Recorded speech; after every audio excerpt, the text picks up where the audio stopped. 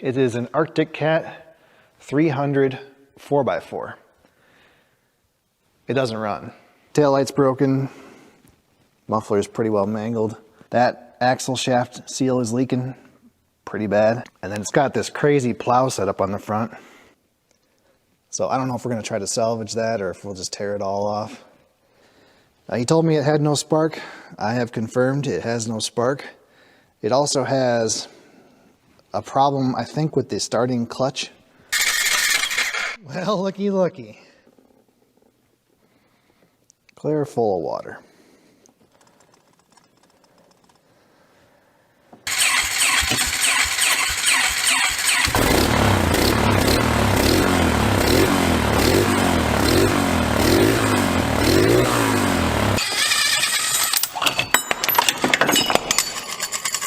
Nice and graceful. Just like always. I decided I could not put that left side cover back on without moving this support, which means we have to separate the lower frame from the main frame. The situation gets quite a bit worse on the other side. You know, sometimes I wonder if there's more alcohol involved in the cause or the solution. But check out this rear suspension.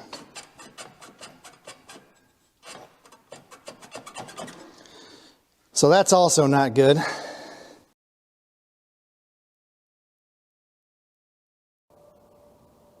I am having just a wee bit of buyer's remorse. This thing's pretty rough. We probably should have waited for a better deal, or maybe busted out a few more dollars and bought something decent. But that's okay. We're used to junk. The good news is it's pretty easy to separate that lower frame and remove the engine. It's definitely designed to be serviced that way. I think 30 minutes, maybe 45 minutes, you can have the whole thing apart. It's not a bad job. I should have just done that from the start. The damage to the frame, it doesn't look that bad. I thought maybe it got hit in the side or the rear or something, and all these pieces were going to be bent and mangled. That's not the case. I think it's just a bunch of stress cracks. So it must have broken this piece here all the way through, which is why they welded that water pipe on. And then they've welded it all the way around here. And I saw under the tank, they've also welded it here. But it's got more cracks. So it's cracked right there and right here. So we're gonna have to fix that, but it's not, it's not a big deal. That's super common on four-wheelers, just from stress. If you think about how these things would be ridden by someone like me, from ages 13 to 30, it's pretty amazing that they hold up as well as they do.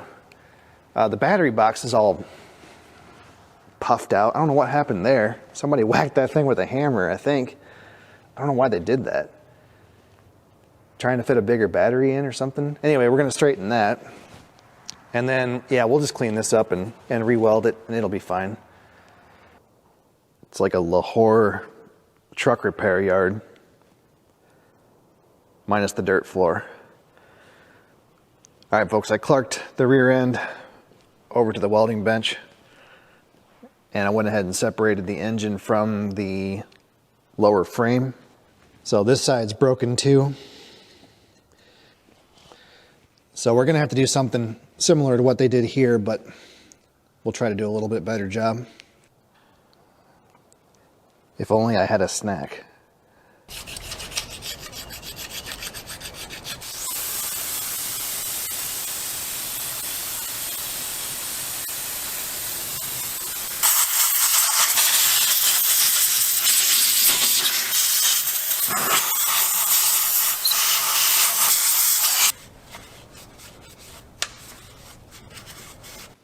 I think we're good. Got a new gasket.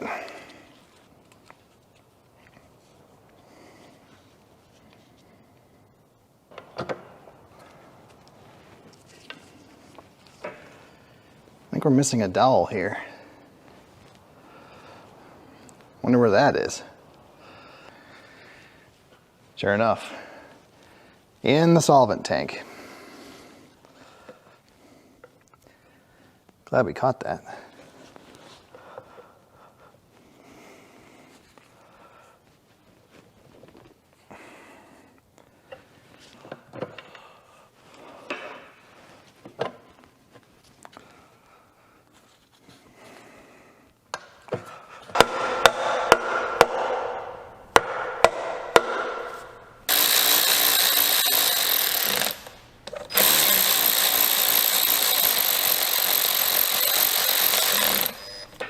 I don't know what the for real torque spec is supposed to be.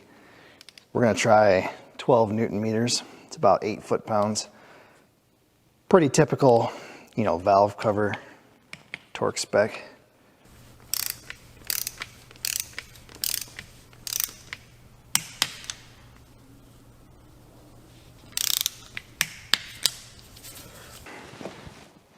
Oh, yeah. Hey, it turns over without turning the starter. That's fantastic. Anyway, that's ready for some plugging and some pressure washing. I am not going to record that. It's gale force wind outside and it's almost dark, so I'll be back when that's done. Well, she cleaned up pretty nicely. And so did the rear suspension slash lower frame. I think while we have it apart this far, we might as well fix the rest of the problems. I mean, that's not going to get any better. So I bought a couple of all balls suspension bushing kits, and those are new shock bushings. And then that is a CV boot kit. And then as far as our leak goes, I don't think it's the seal here that's leaking. Down inside this spline, there's a plug or a cap, and I believe it's leaking past that cap. And then it's filling up the boot with oil, and it's leaking out of the cracks in the boot. You can see it leaked all over my bench.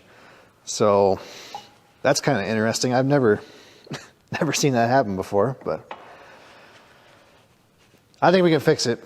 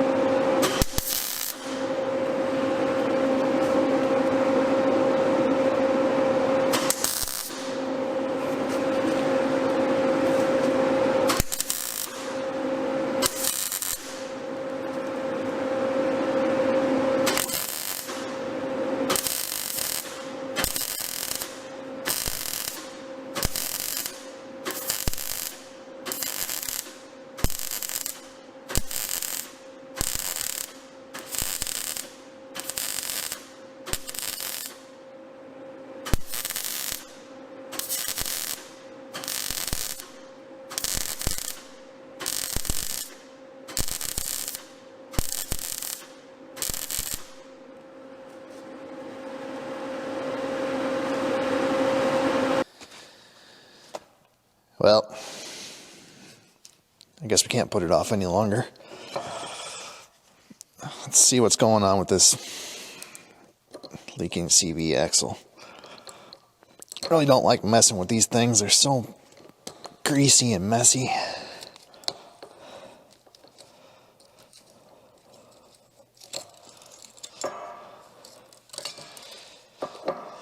Oh, gross.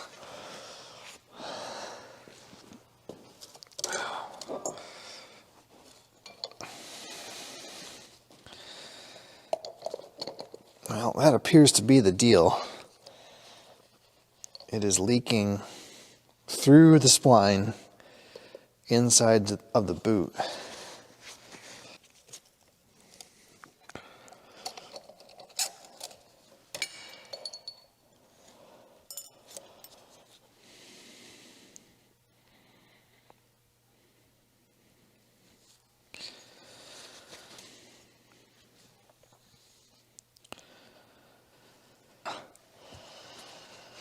Okay, well, let's see here. That work?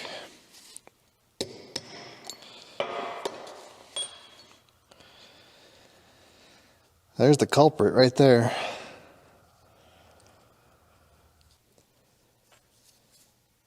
I'm not sure what the appropriate course of action is here. That's like a 32 millimeter diameter plug, but it's not a Welch plug. It's something special just for this application. I think what we're going to do, we'll use the old handyman secret weapon here, RTV silicone. We'll just put a little bead around the outside of it, just like a core plug on an engine. And we'll jam her back in there and hope for the best.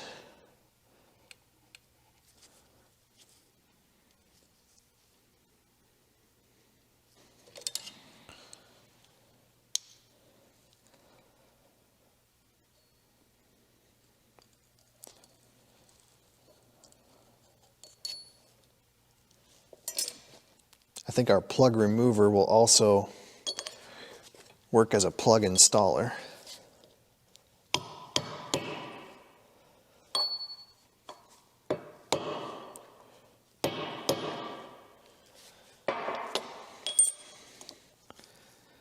I mean, that's it.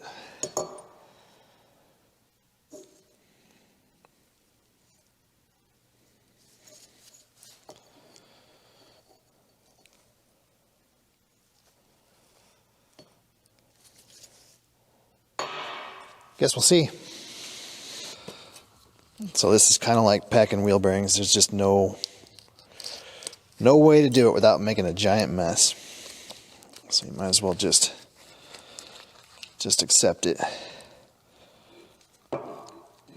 So we got her kind of cleaned out best we can. I'm going to take some of this like so. And we're just going to kind of massage it into the CV joint.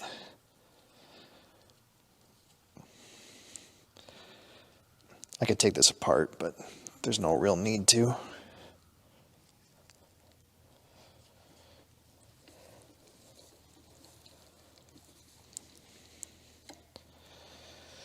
Okay, now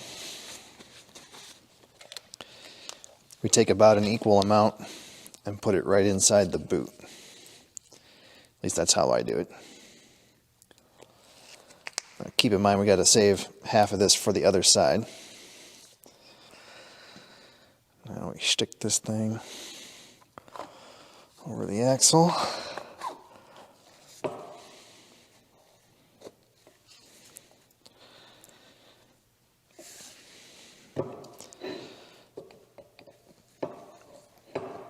Beautiful. I wonder if we should wait and test that for leaks before we assemble it. Nah. It'll work, right? Sure.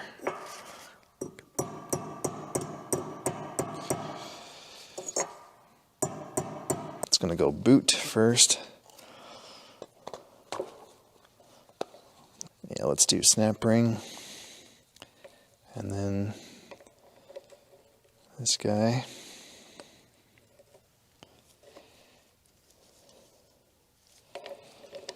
Get that the right way, of course.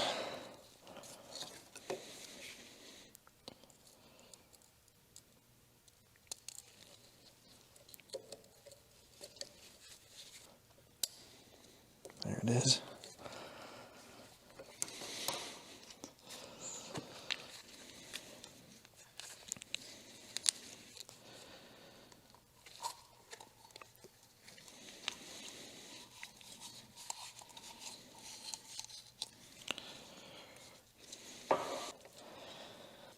Yeah, we'll be generous with grease on this one because the oil has washed every bit of it out.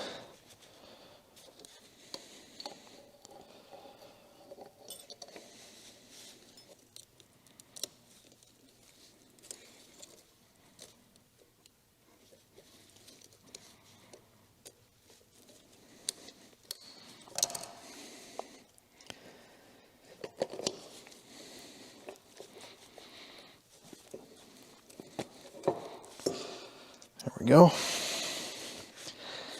Got a little bit of grease left over. Let's put some more on this end.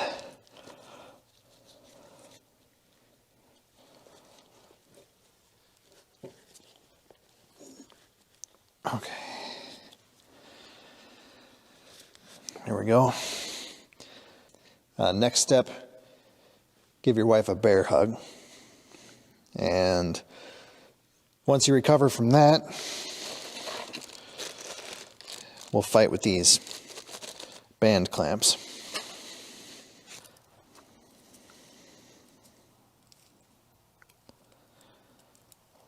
So we're going to double it up, slip it over the boot, and then we'll snug it. Don't cut your fingies. Gloves would probably be smart.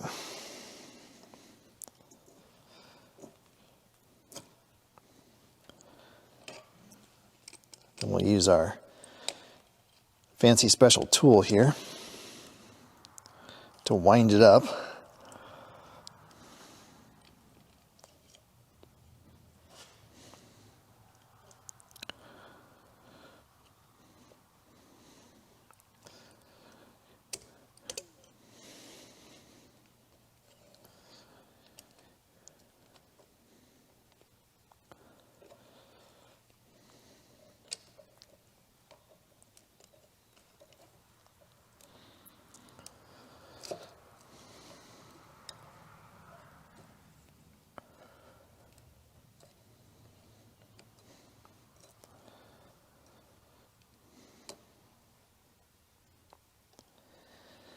And they don't have to be super tight. I mean, not really. And we'll bend it over. That locks it in place. Then this lever here will cut it.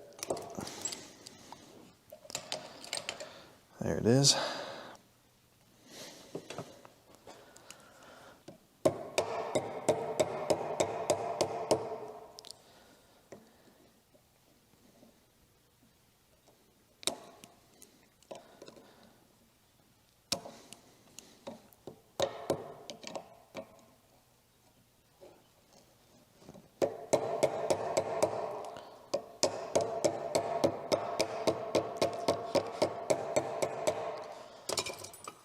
Need a bigger hammer.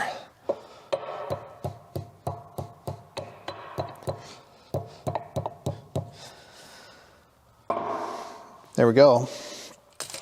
I don't know how big of a deal it is, but I was always told to install these so that the tail is opposite of the normal rotation. So this is the left side axle. It should rotate this way, so clockwise from your perspective. And the tail's facing away from that. So it's less likely to get caught on stuff and rip it apart. Again, I don't know how important that is, but I'm sure I got yelled at for it once, so now I can't help myself.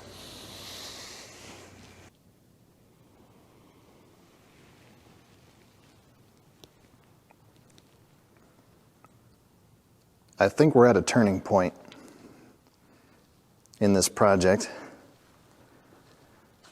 Well, I'm feeling better about it, let's put it that way. I've got everything patched up, so where I could weld all the way around, I just welded them. Where I couldn't weld all the way around, I welded the best I could, and then ground them down and put a plate over the outside. So there's a plate here, here, almost all the way around here, and on the back side here. And then I welded it here, here, and up in front. I didn't add any gussets just because I don't think we need them. You know, the welds look good, so we're in good shape. I straightened the battery box. The battery actually fits in it now, which is nice. I straightened this bracket. I also straightened the end of this reverse cable, which was all mangled up for some reason. I installed new hoses for the oil cooler. One was rubbed through and the other one was leaking, so might as well do that while we're this far into it. Yeah, the engine's back in the lower frame. We're ready to install it. I did pull apart the CV joint on the opposite side axle, the one that wasn't leaking, and I'm glad I did. It was clear full of runny, gooey grease, so that plug must have been leaking a little bit on that side too. So I did the same RTV silicone treatment to it. 2 new boots. So we've got all new boots and all new grease on the CV axles in the back. Let's put it together.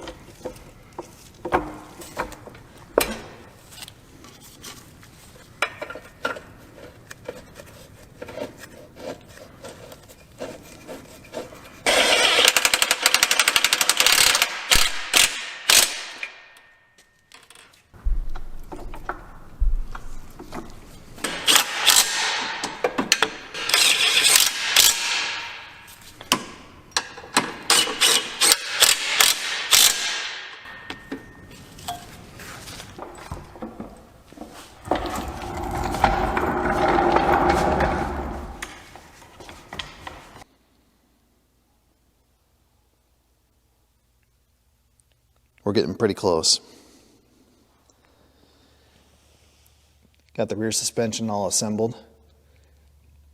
It holds a ton of oil, 4 quarts, which is as much as a lot of cars, but that's a good thing.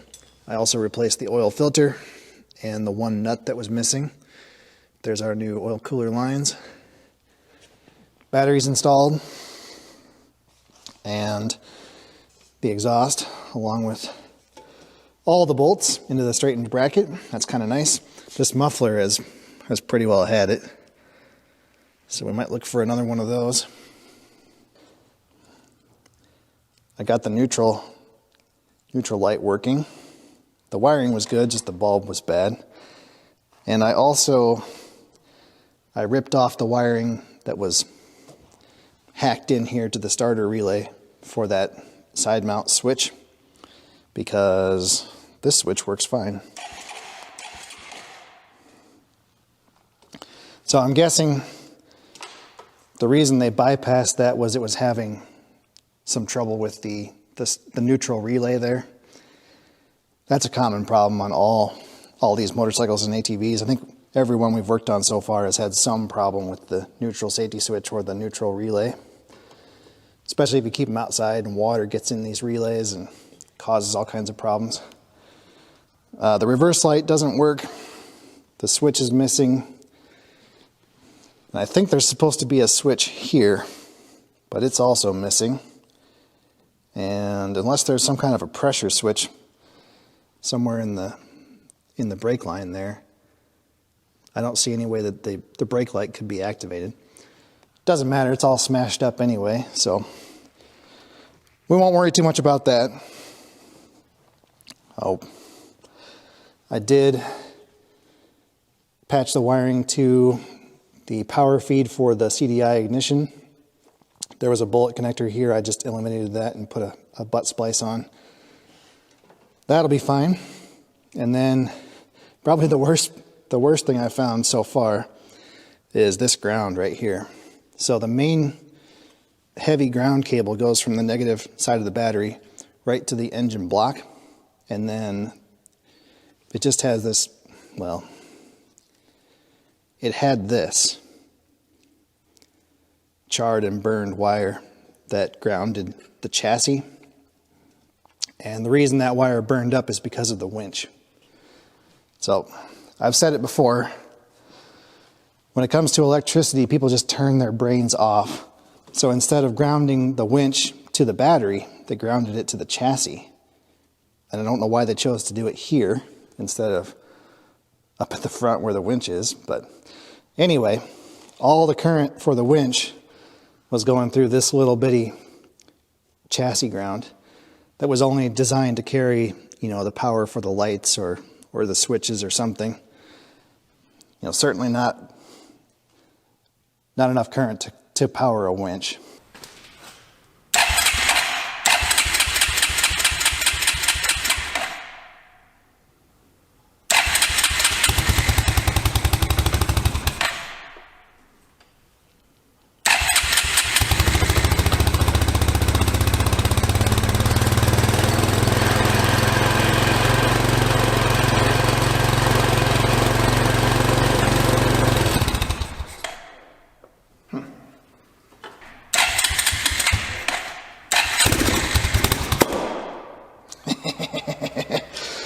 That's up to its old tricks again. All right, come on.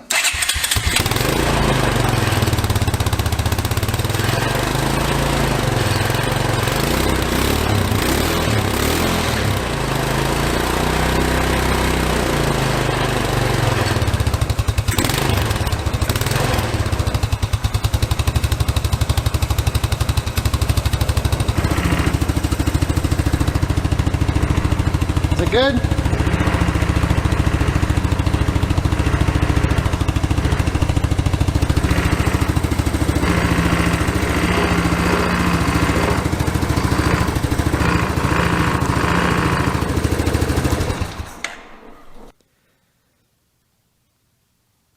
I had some Delrin in stock, so I just turned a bushing real quick on the lathe.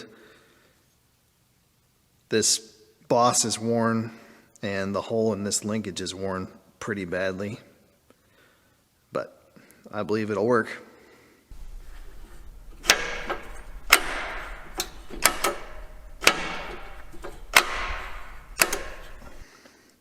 Cool. That works like it should. Now you guys might want to sit down for this next part. I found another problem. Pretty hard to believe.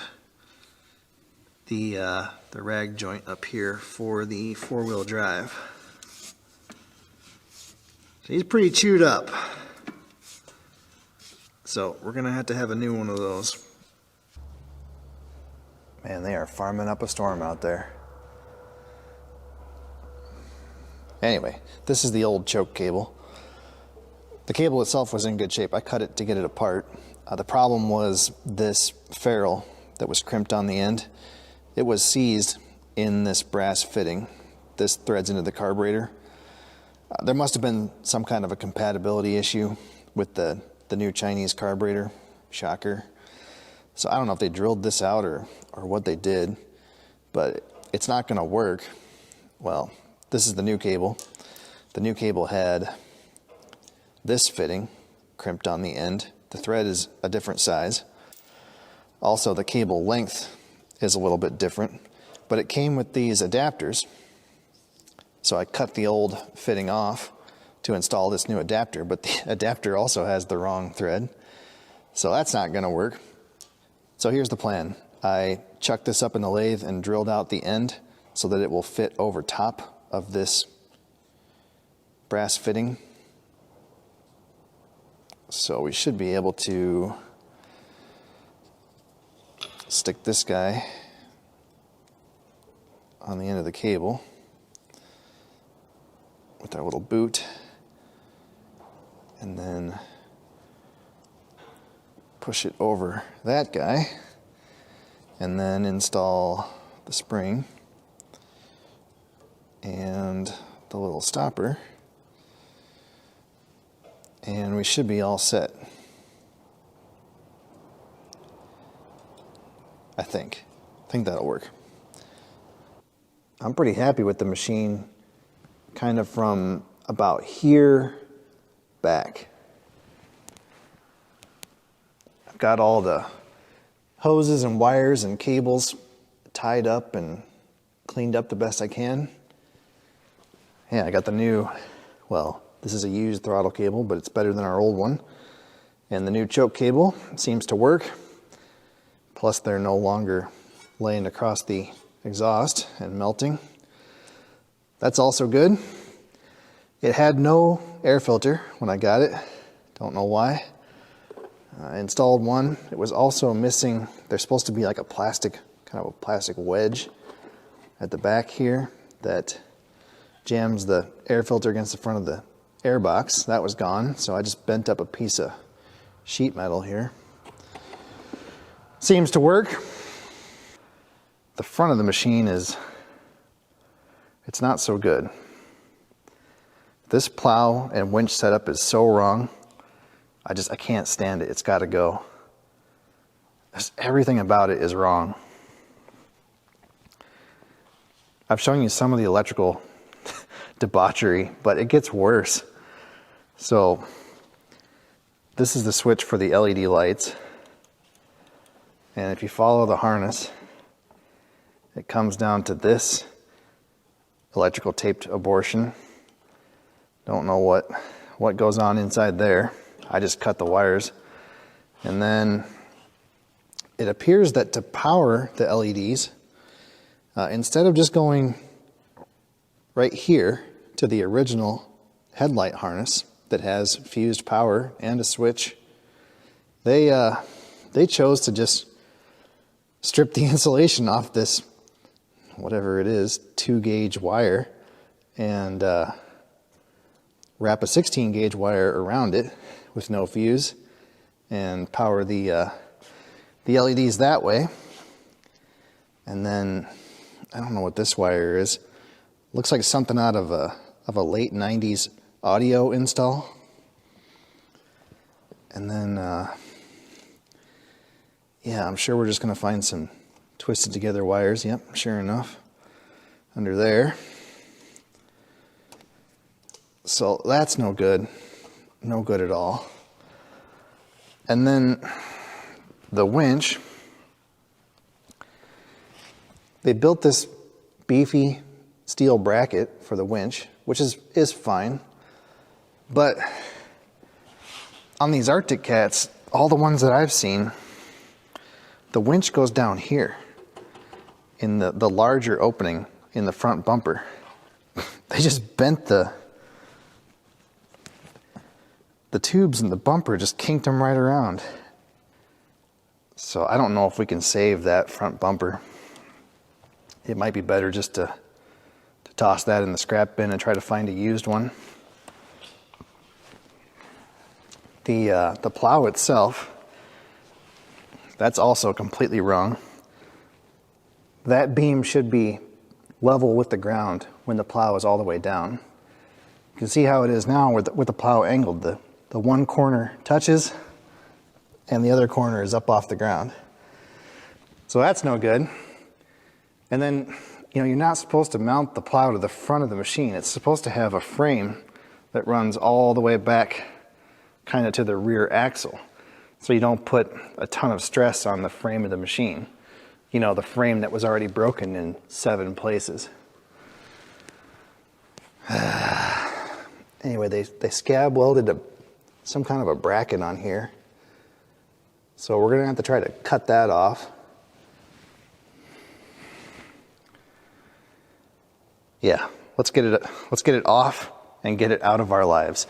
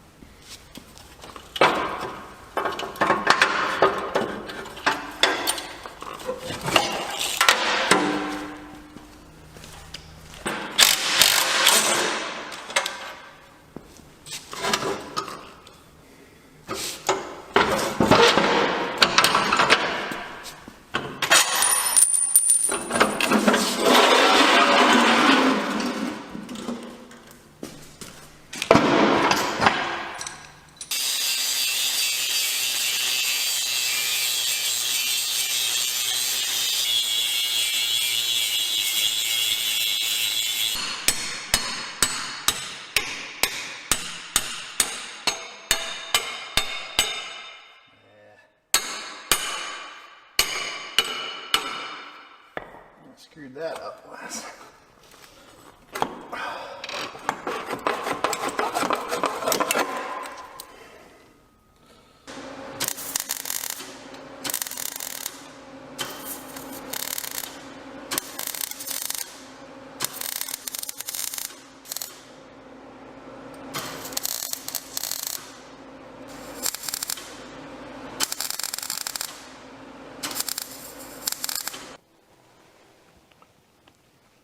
The plastic skid pan, it's supposed to come all the way up to the middle of the front bumper, but it's ripped in half and one of the holes was ripped out, you know, like they always are. So I did the best I could. It'll be fine. I also replaced the front shock bushings. There wasn't much left of the old ones. Got the battery secured with a zip tie. It's only temporary, you know, unless it works. And then the snorkel. The snorkel's in pretty bad shape. It's got a big hole in it there. They put some rubber tape over it, but that wasn't really cutting it. It's also broken on the bottom, so we kind of need a new one of those. But I imagine my creek fording days are behind me. Anyway, we're pretty much done here. Just need some plastic. I do have one more little bit of bling. Check this out. A new fuel cap with a gauge. Pretty snazzy, huh? Might save us from walking home a time or two.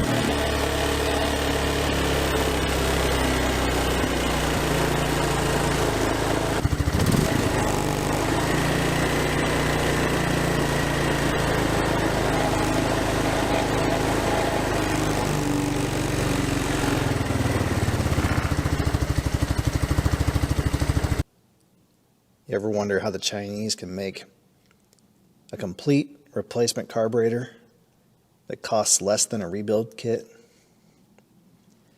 It's because they're all junk. This thing's such a pile of crap. The float valve sticks. It's stuck a couple, 3 times now. Sometimes you can whack it on the side and it'll pop loose. But now the new problem is it won't idle down. It kind of sticks at high idle. And then it'll randomly just go back to idle like nothing ever happened. And I don't know what the deal is. The throttle blade's not sticking. That moves nice and free. Got plenty of slack on the cable. So I don't know. We'll mess around with it a little bit and see what we can do. I asked my dad about this yesterday. He's kind of the man with these small motorcycle carburetors. He said it's probably too lean at idle, and it's basically the throttle blades open just enough that it's engaging the high-speed mixture at idle. So he said just to richen up the idle mixture, you know, turn the pilot screw out half a turn or so, and then lower the idle speed with the stop screw at the bottom, and try to get it to run only on the idle circuit. But I think we're going to have to go a little further. Most likely this carb is just not matched well with this engine, so everything that we do is kind of a compromise. But we'll see if we can get it a little better. Well, best I can tell, this is a poor quality Chinese knockoff of a Mikuni BST31 carburetor. And I don't think the float height is right. So every carburetor I've ever seen, the flat surface of the float is always parallel with the seam in the bowl. And this one is not. And I couldn't find a spec for float height on the 31, but the 34 is like 13 millimeters from this point here to the seam of the bowl. And we're way off that. That's better. Much better. So I just bent that little tab. It was, I don't know why, but they had a jog in the little tab, and I just whacked it with a hammer until it was in the same plane as the rest of the float, and it's much better. I also tightened up the pivot here around the pin, and now it doesn't scrape the side of the carburetor body. The actual plastic floats were scraping the side. I think that's why it was getting stuck closed. Well, all we can do is try it. I wish I had the original carburetor. Used original Mikuni carburetors are selling for $300 on eBay, so I don't imagine we can justify that. So we're gonna have to make this work. We better quit while we're ahead. This thing runs great.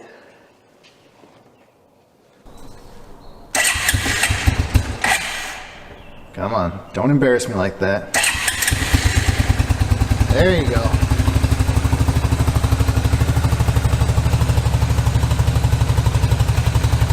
Yeah.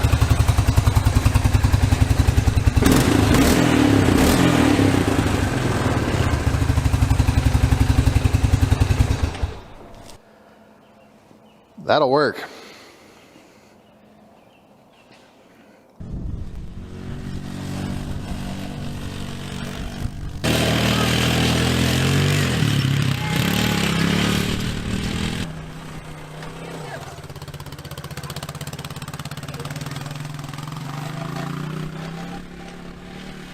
God help that little centrifugal clutch.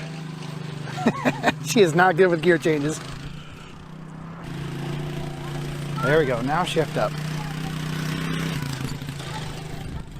She's getting it. It's in the middle range on the sub transmission, so it can't go too fast. Yeah, it would be better if it had the gear shift indicator.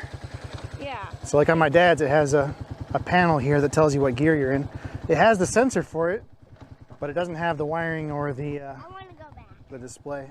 Yeah, that would be helpful. You'll get the hang of it. How about we just...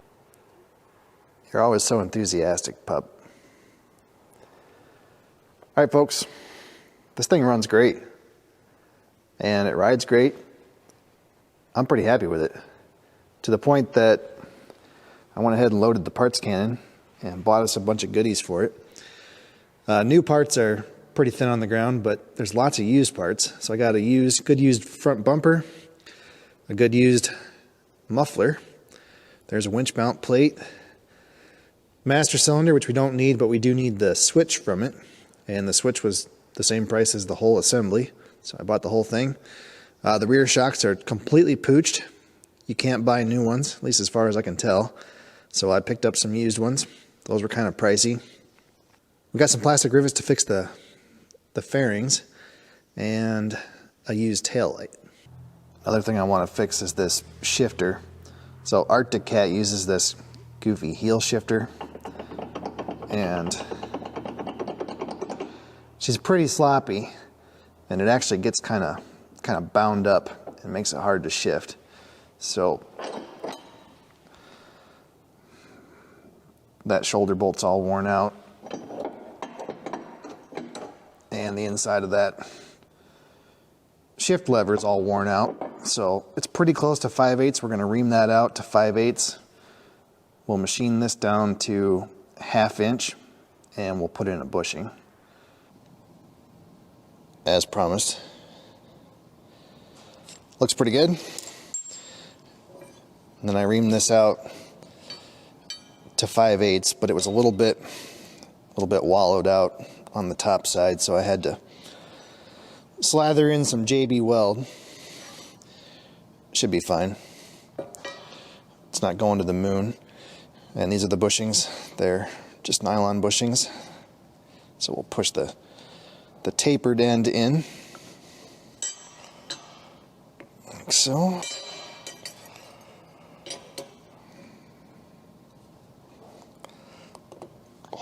Okay.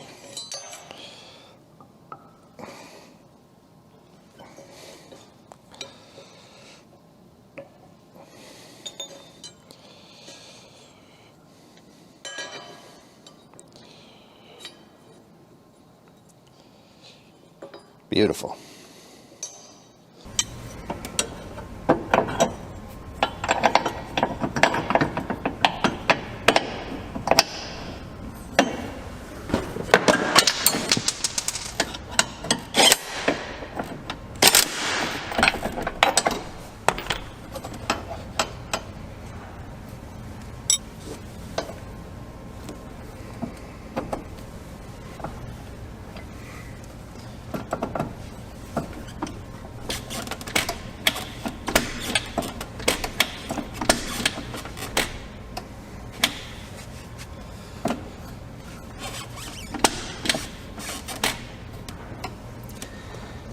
I might adjust the cable. I think somebody's already adjusted it. The problem is you can't hardly downshift because see how low it is back there?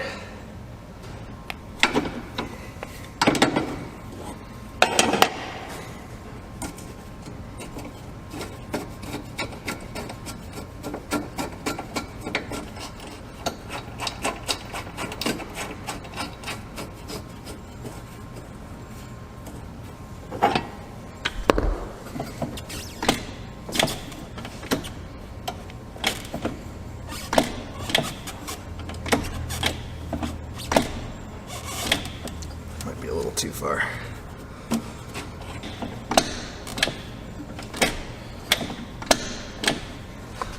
Let's try that.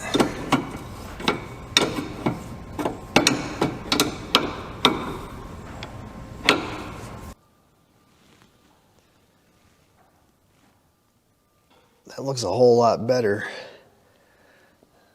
than that abortion. It's not quite right though. That should be straight up and down. So we need to tweak it just a little bit. Well, this is a delicate process.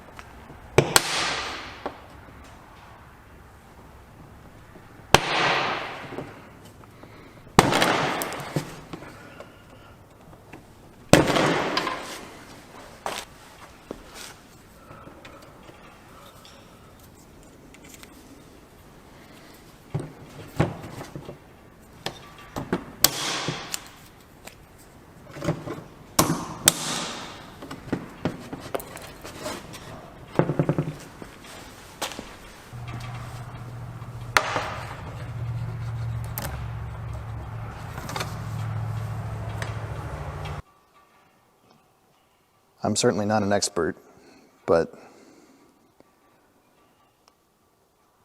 I think that's bad. I mean, typically when they're metal to metal, it's time to replace them. Anyway, I didn't want to refinance my house to buy a new one, so I picked up a good used one off of eBay. 20 bucks. Can't go wrong there. We gotta have 3 new bolts.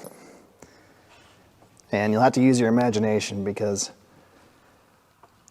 I can't even see it myself, let alone try to record it. But it's pretty simple to replace, really. That's nice.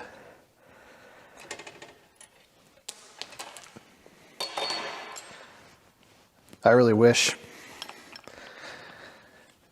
that I had access to whatever kind of drugs they were using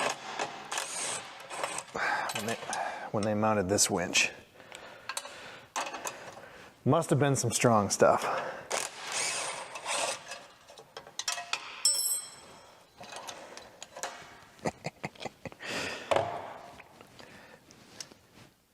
Where should we mount the fair lead? How about to the paper-thin expanded metal grill? It's a good place for it.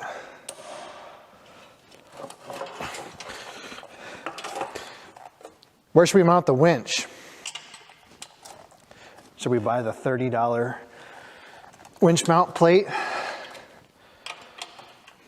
Or should we spend 3 hours fabricating this bracket that requires us to 90-degree bend the front bumper? I just don't get it.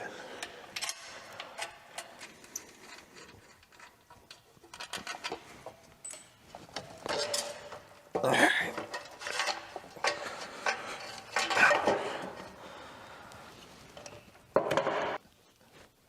I like how there was a welded on bracket for the original headlights, and they cut that off and then self-tapped a screw through the tube to hold the LEDs. Oh, okay.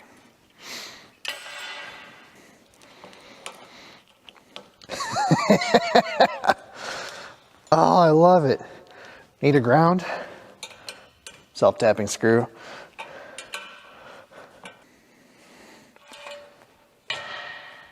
Unbelievable. It's like if Salvador Dali painted a winch mount.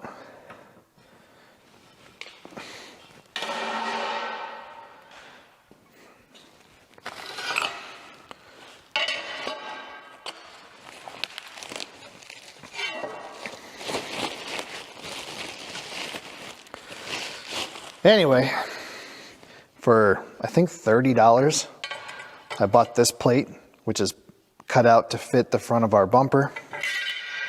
And then for $6, I bought this plate, which is the right angle adapter. It's going to go inside, should bolt right up, and the winch is going to bolt right up to that. Easy peasy. Well, all this winch mounting hardware is a masterpiece of Chinese value engineering. Look how far these holes are punched off. So that one's right on the edge compared to that one. This one's right on the edge compared to that one. I guess we should see if it actually will bolt up before we get too carried away here. A few minutes in the dentist chair, and now all the holes line up.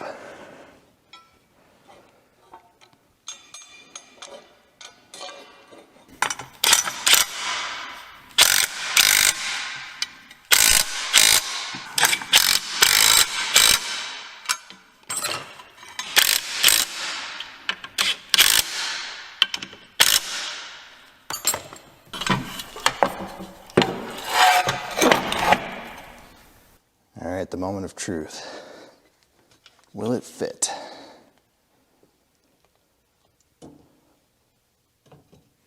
Oh yeah. Plenty of room back there. Fantastic.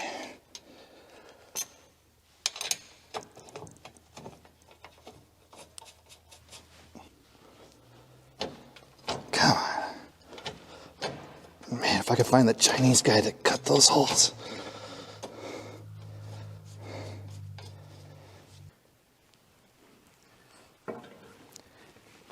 We're going to reuse these fancy deer blinder LED headlights.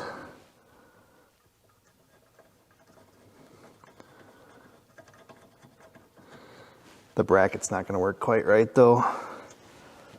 So even if I come all the way back here, the angle's still a little too much. So we're going to have to just do it with 2 bolts instead of 4. That'll be fine. I had to lengthen the harness just a bit. Then I crimped on some bullet connectors. Should be able to use the original harness right here.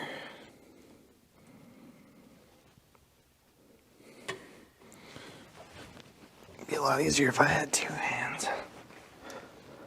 That's that. Then the middle spot here should be low beams. We're not going to have high beams, but at least we'll have something. Oh man.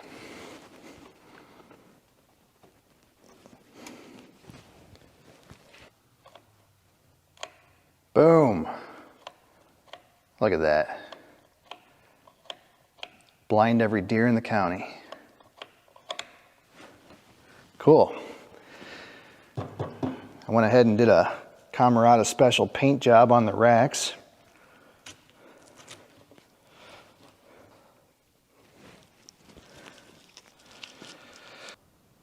We better quit while we're ahead. Again. I got the winch hooked up. It works.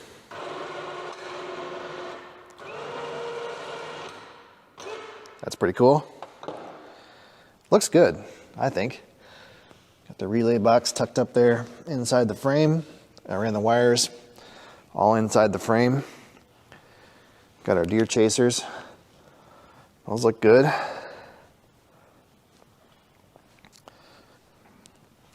Yeah, there's the circuit breaker for the winch. And then the wires are supposed to run all the way back to the battery, as they are clearly labeled. Those shocks were the worst I think I've ever seen. They're completely foobarred. I don't know if the pistons are broken inside or what the deal is, but they weren't working anymore. And I couldn't find any new shocks. I had to buy used ones. I think this suspension's kind of special just for this model. You know, Arctic Cat was kind of ahead of its time with that independent rear suspension, but I don't know if they quite had it figured out back in 1998. Anyway, not surprising, I guess. You know, the problem with these is when you and I look at it, we see an ATV. But when a farmer looks at this, he sees a tractor, a 4-wheel drive tractor. Well, I also reinstalled a reverse switch. I'm probably the only person on the internet who's ever re-enabled the neutral safety switches on an ATV, but I want it to be safe for the less experienced riders in the family. It was missing this spring. That's not the for real one. I just picked one up at the hardware store. Arctic Cat wants $20 for that spring. And the switch I bought used. The guy who removed it was nice enough to break off the locking tabs, so I had to make this little metal retainer. I think it'll work. Anyway, now you're not able to start it with it in reverse. Actually, before you could start it when it was in any gear, which, you know, there's times that you want that, but if you don't know what you're doing, that can be kind of a nasty surprise. Just a heads up on this Harbor Freight winch. Inside that control box, there's a receiver for a wireless remote.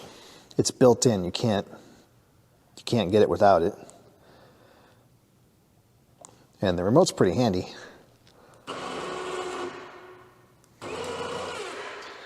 However, you can turn the remote off, but you can't turn the receiver off. It's hooked right to the battery. And on mine, it draws about 7 milliamps continuously, which isn't very much, but that's also not a very big battery.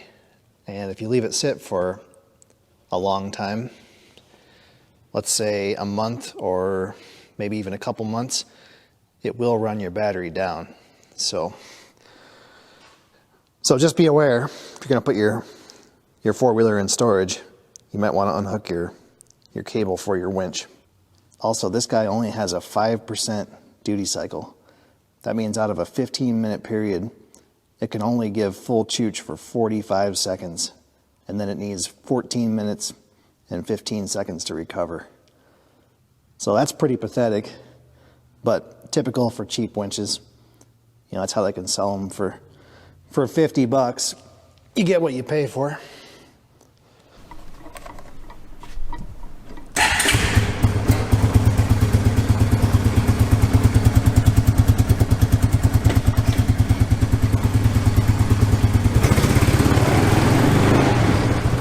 Pretty hilariously slow in low range. Let's go a little faster.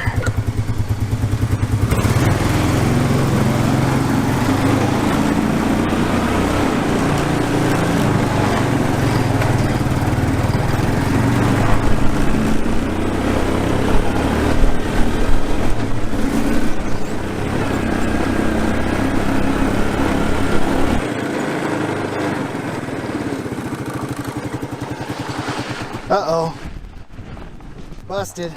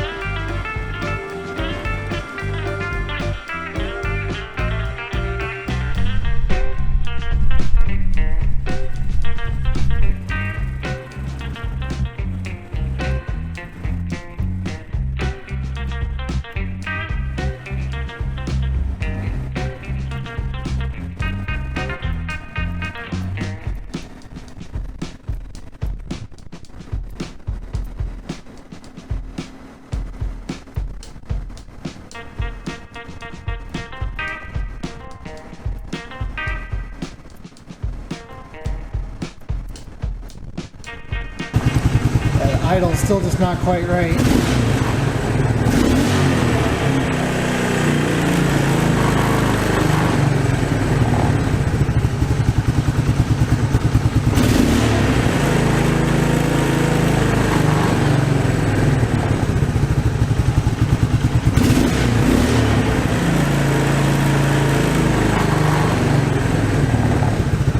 Yeah, it shouldn't hang like that. I've got to find an OEM carburetor, I think. Well, there's something you don't see every day.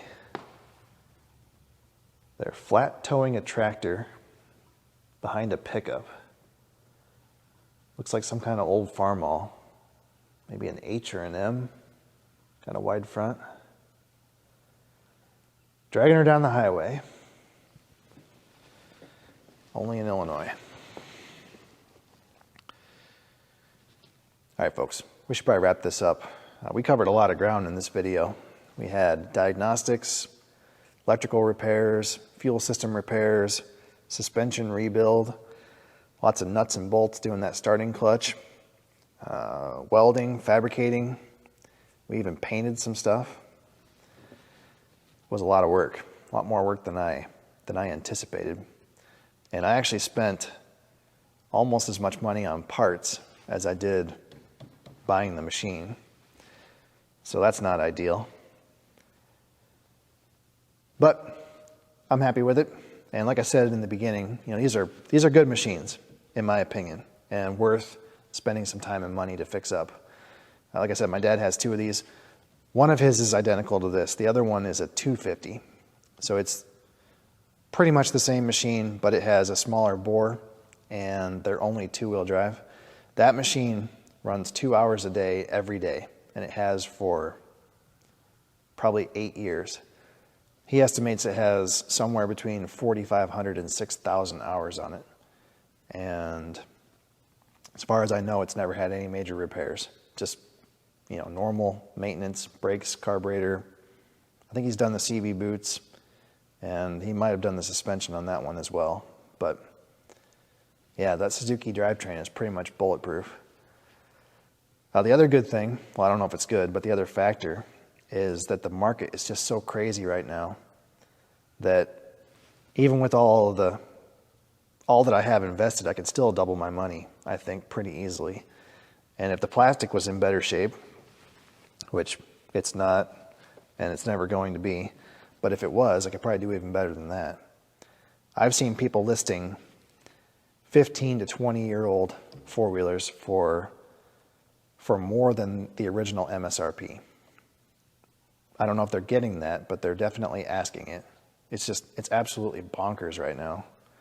So yeah, there's no deals on broken ones, and there's certainly no deals on good ones. So it might have been smarter to spend more money and buy something better, but currently you're going to spend a lot more.